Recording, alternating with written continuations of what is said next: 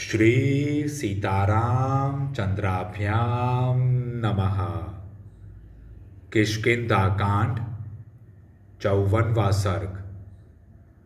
हनुमान जी का भेद नीति के द्वारा वानरों को अपने पक्ष में करके अंगद को अपने साथ चलने के लिए समझाना।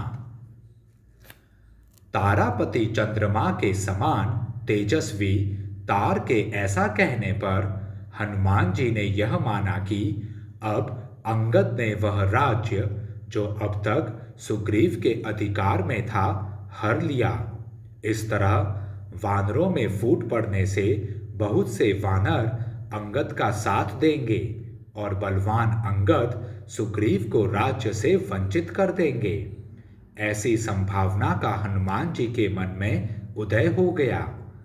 हनुमान जी यह अच्छी तरह जानते थे कि वाली कुमार अंगद 8 गुण वाली बुद्धि से, 4 प्रकार के बल से और 14 गुणों से संपन्न हैं। वे तेज, बल और पराक्रम से सदा परिपूर्ण हो रहे हैं।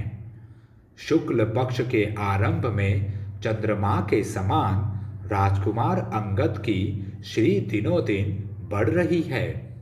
ये बुद्धि में बृहस्पति के समान और पराक्रम में अपने पिता वाली के तुल्य हैं।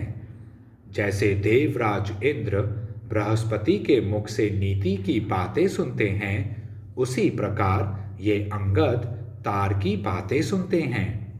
अपने स्वामी सुग्रीव का कार्य सिद्ध करने में ये परिश्रम का अनुभव करते हैं। ऐसा विचार कर संपूर्ण शास्त्रों के ज्ञान में निपुण हनुमान जी ने अंगद को तार आदि वानरों की ओर से फोड़ने का प्रयत्न आरंभ किया।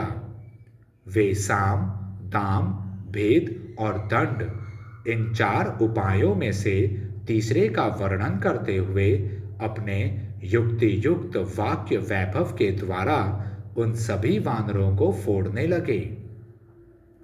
जब वे सब वानर फूट गए, तब उन्होंने दंड रूप चौथे उपाय से युक्त नाना प्रकार के भयदायक वचनों द्वारा अंगद को डराना आरंभ किया।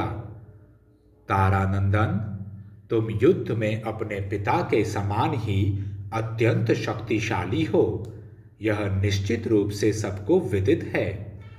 जैसे तुम्हारे पिता वानरों का राज्य संभालते थे, उसी प्रकार तुम भी उसे दृढ़तापूर्वक धारण करने में समर्थ हो।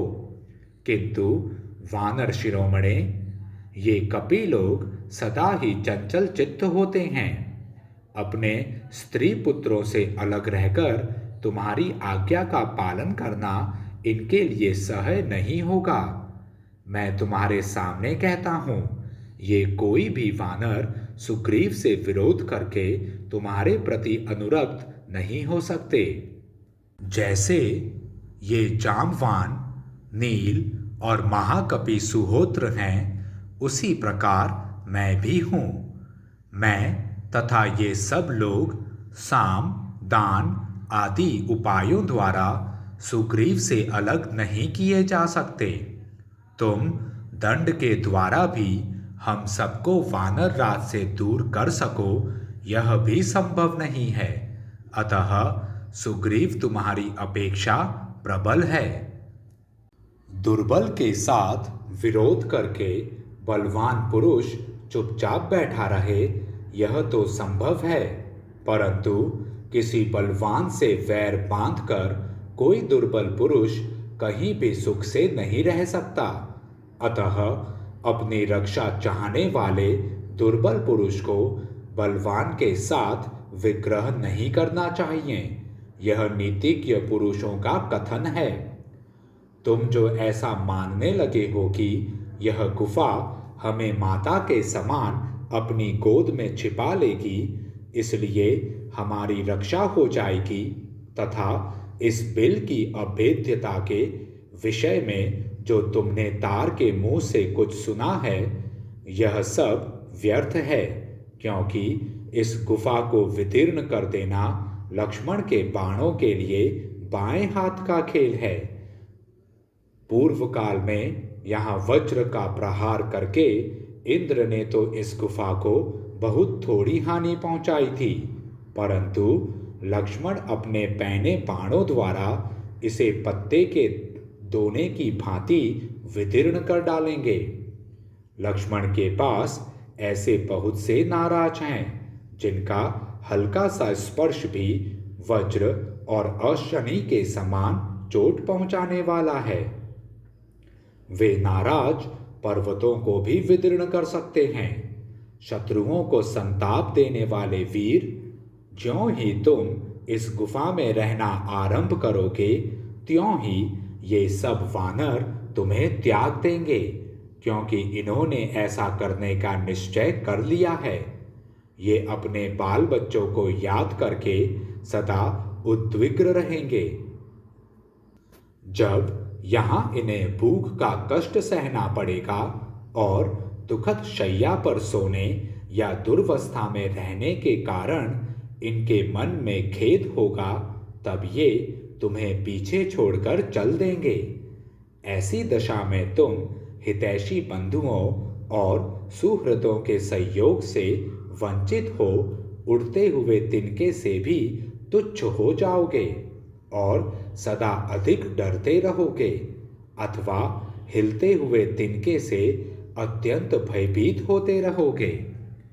लक्ष्मण के बाण घोर, महान, वेगशाली और दुर्जय हैं।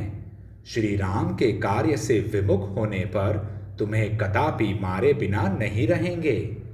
हमारे साथ चलकर जब तुम विनीत पुरुष की भांति उनकी सेवा में उपस्थित होगे, तब सुग्रीव क्रमशः अपने बाद तुम्ही को राज्य पर बिठाएंगे। तुम्हारे चाचा सुग्रीव धर्म के मार्ग पर चलने वाले राजा हैं। वे सदा तुम्हारी प्रसन्नता चाहने वाले, दृढ़ व्रत, पवित्र और सत्य प्रतिज्ञ हैं, अतः कदापि तुम्हारा नाश नहीं कर सकते। अंगद, उनके मन में सदा तुम्हारी माता का प्रिय करने की इच्छा रहती है। उनकी प्रसन्नता के लिए ही वे जीवन धारण करते हैं। सुग्रीव के तुम्हारे सिवा कोई दूसरा पुत्र भी नहीं है, इसलिए तुम्हें उनके पास चलना चाहिए। इस प्रकार श्री वाल्मीकि निर्मित आर्ष रामायण आदि काव्य के किष्किंधा कांड में 54वां सर्ग पूरा हुआ। जय श्री राम।